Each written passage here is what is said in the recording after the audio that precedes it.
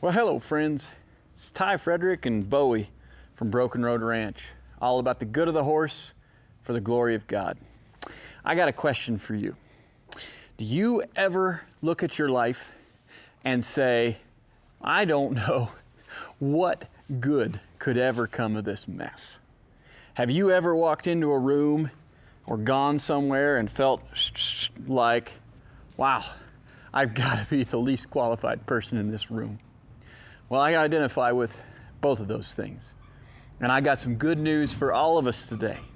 And that is, we may be really good sinners, and we may be really good at making a mess, but we serve a greater Redeemer.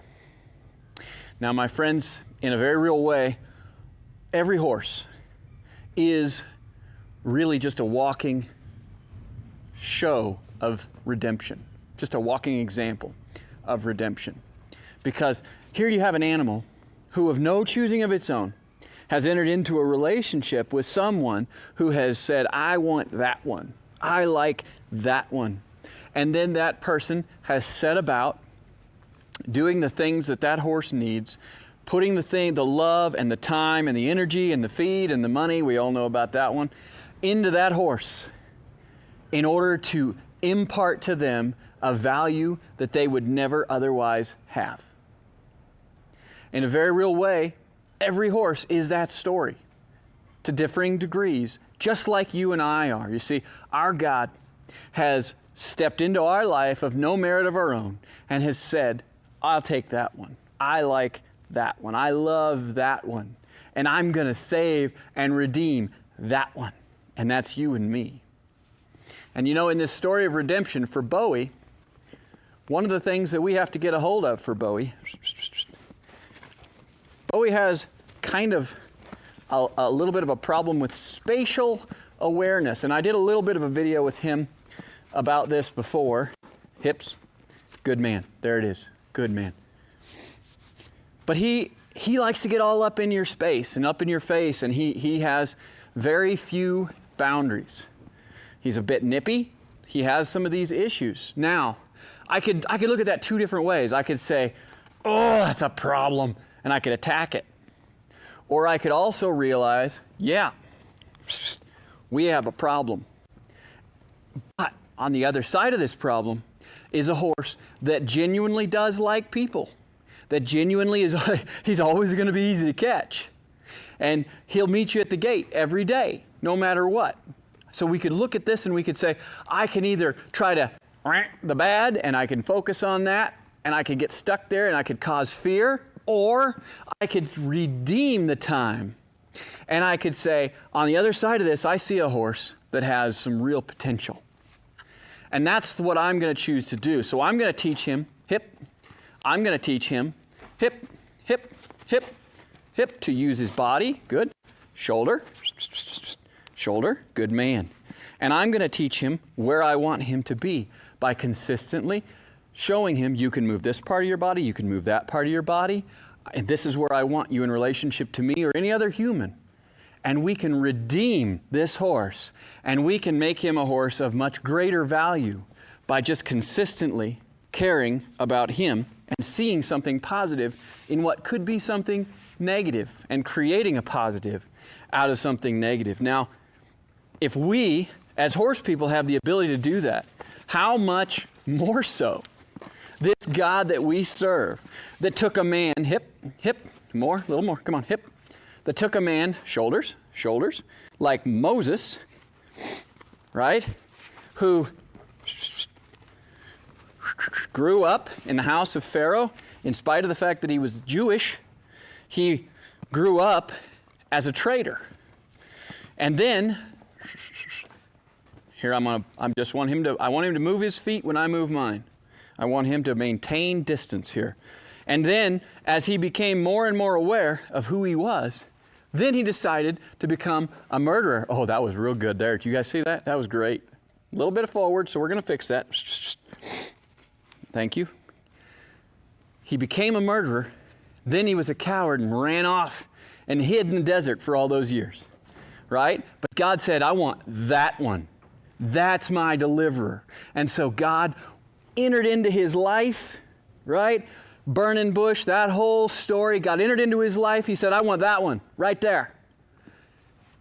And he became, with God's redeeming power, he became the deliverer of Israel.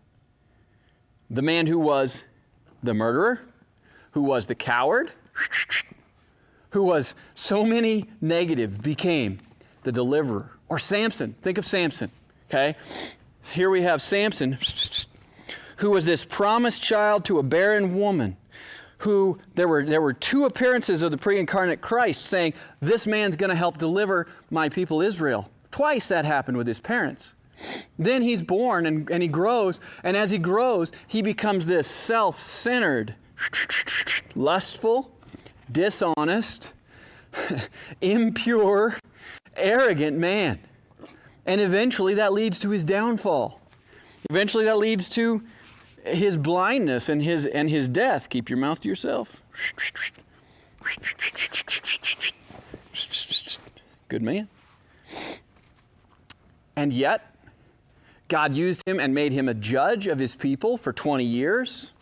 And God took him and made him a deliverer. And even in his final act, even in his death, as he stood there in the temple of Dagon, as he had to be led by the hand by a young man, by a young boy, it says, even in that moment. Talk about humbled.